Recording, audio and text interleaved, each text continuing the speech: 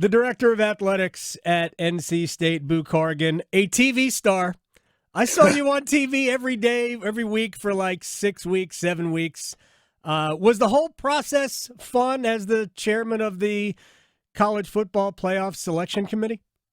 Well, being in the room, first of all, great to be with you, right? But being in the room is awesome. You know, you're in there, 13 total members on the committee, dedicated to picking the right teams, right? And you think about the top four a lot, but you know it matters to every team that's ranked. You know, and it's a big deal. And the opportunity to go in there and talk about it, the opportunity to watch game after game after game, and look at the statistics that are involved with everything that's going on. It was, you know, it's an honor to be there. It's an honor to be in the room. As far as doing the TV, that's not my thing, man. You know, I was fortunately you couldn't see my heart beating through my jacket as I was doing it every week. But you know, we managed to get through it, and you know, it's a great process. Boo Corrigan is with us. I think I joked with you when it was announced that you would be the committee chairman that you're going to have to come up with buzzwords to just look. We have to defend and defend is probably not even the right word. We have to explain our thinking, and sometimes the thinking for one team or one set of teams runs contrary to that same thinking for another set of teams. So it's just all sorts of like verbal gymnastics. How did you deal with that process? Well, we talk a lot about it in the room, you know, and the bottom line is whenever I went on, you're going to tell the truth about what it is and about the process and how you got to where you got to. And, you know, there was a lot of debate around Alabama and Tennessee. Yes. Right. In those games and, you know, the close losses by Alabama, including one, you know, at Tennessee. Right. That people are like, well, head to head, it's head to head or it's nothing. Well, right. That's one of the criteria that we look at. But, you know, we're looking at a full body of work. There's one of your buzzwords. Yeah. Right. As we're going through this. And, you know, you look at the Tennessee, South Carolina game. Yeah. Right. And people like to talk about Hendon Hooker going out and what a difference that made. When he went out of the game, the score was 49-31. Yeah. Right. They go into halftime. It's 31-35. He goes out of the game at 49-31. They get another touchdown on a short field to take it to 56. You know, that was a dominant performance by South Carolina over a really, really good Tennessee team. Right. As you're looking at it. And when we went through a full evaluation of all the teams and total body of work over those 12 games, we came out with Alabama at 5 and Tennessee at 6. Boo Corrigan is with us. So that was the next question. I understand that Alabama's 2 losses were by a combined 4 points. I get it. So they were that close to still being really in the mix for the college football playoff. It's fair for somebody like me to say, I still don't understand why Alabama was behind Tennessee.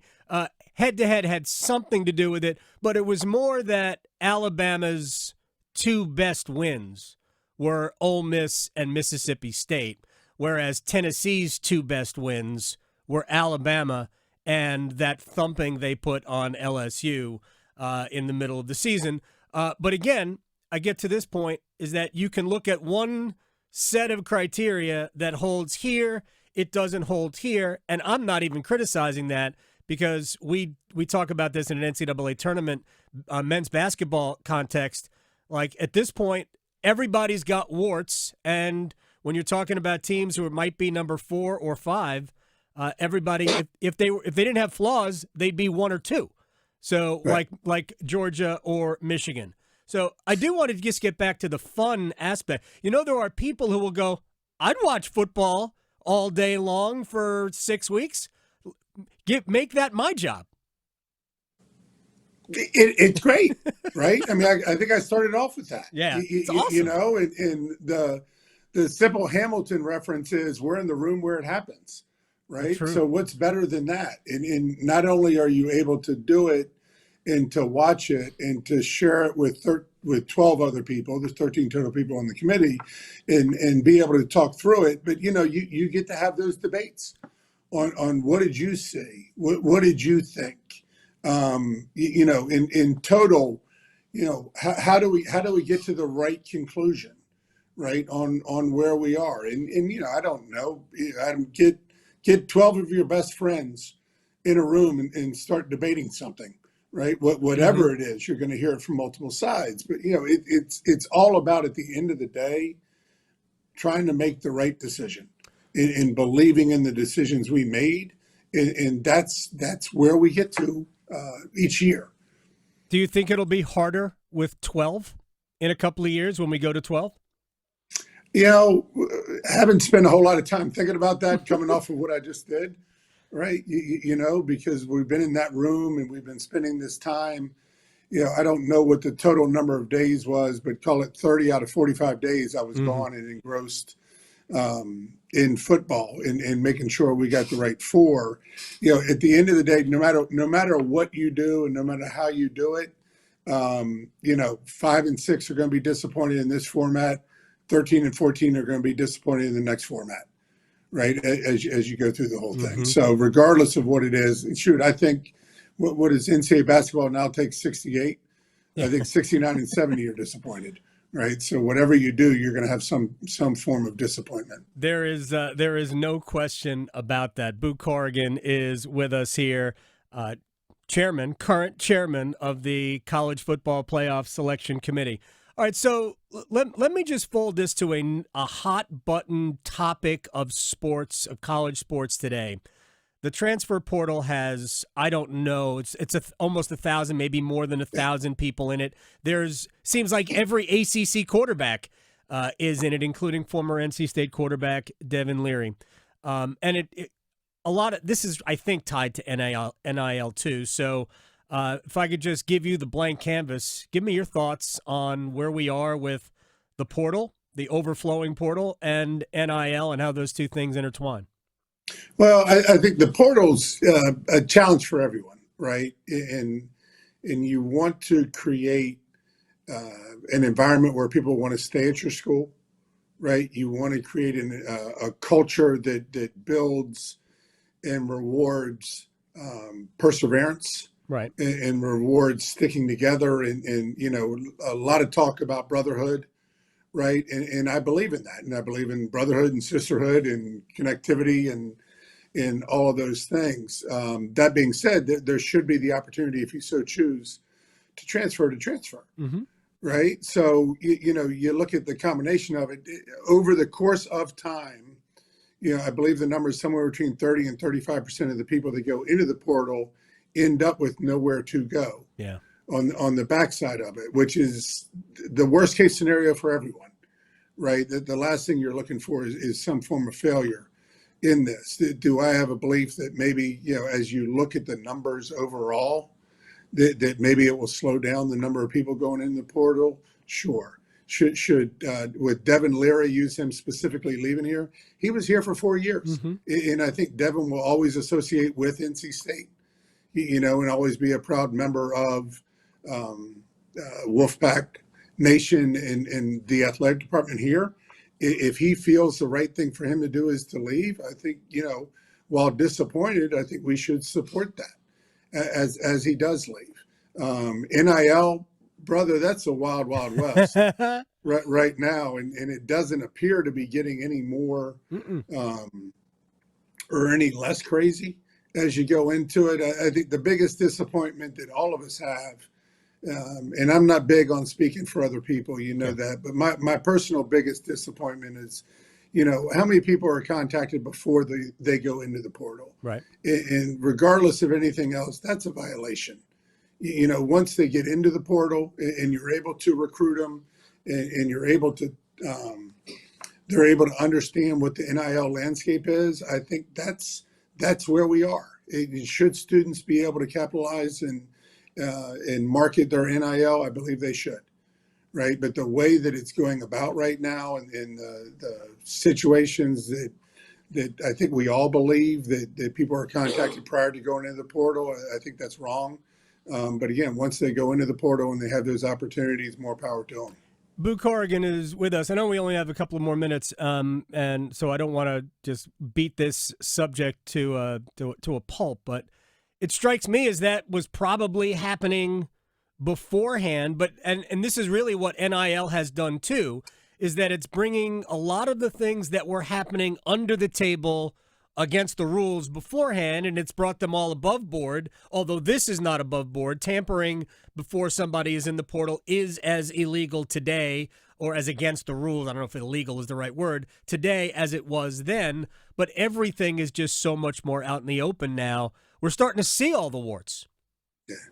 Yeah, you really, it's, the phrase I've used, and I don't know if it's good or bad, is, the bagman's now in front of the building instead of behind the building, right? As you go into this. But, it is legal if you do it the right way. And these opportunities, again, from a young person's standpoint, to be able to go out and capitalize on it is something that I believe in, that they should have the ability to. I remember talking to a group probably 6-8 months ago, and it's like, who likes the transfer portal? No one raised their hand. Who likes NIL? No one raised their hand. I'm like, well, it's the reality of where we are. So you can try to fight the system, right, and go about it that way, or what are we going to do to put NC State in the best situation we can, right? And what are we going to do within the rules to make sure that we're providing opportunities for young people to leave, young people to come in, young people to use their NIL and market to that, and make sure that we're doing the best we can moving forward. Look, I think that's the right way to look at it, and I know it's crazy now. My feeling has always been that, A, we never knew how the reaction was going to be. We knew it would be different. We never knew how it was going to be, but I also think that it's going to settle, and then we'll all kind of figure out how this is supposed to work. Do you think it'll fundamentally change, let's just say, who's good and who's not in college sports? I think it can. I don't believe.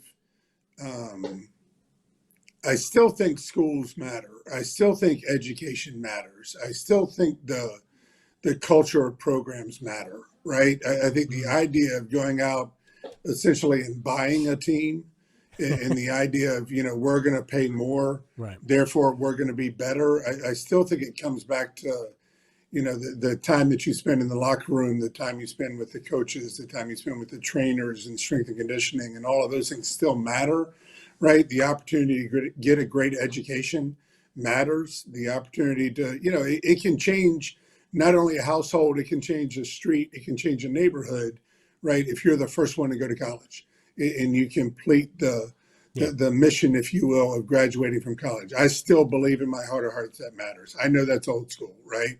In what everything is, but I do think it still matters. And again, we've got to do what's in the best interest of NC State, what fits at NC State, and take our chances. Final thing, and I appreciate your time, Boo Corrigan. Love catching up with you. I really do. Army, Navy, Saturday. What an easy one, right? Who you got and why?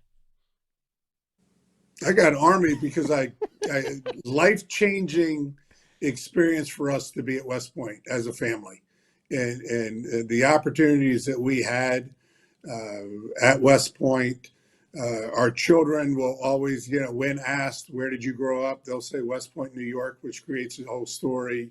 What the young people do when they leave there, to defend our country, when they take that, time in service and then take it to the corporate world, and the ethics and character that they take with them is just extraordinary. Again, you can say both those things about both schools. Yes.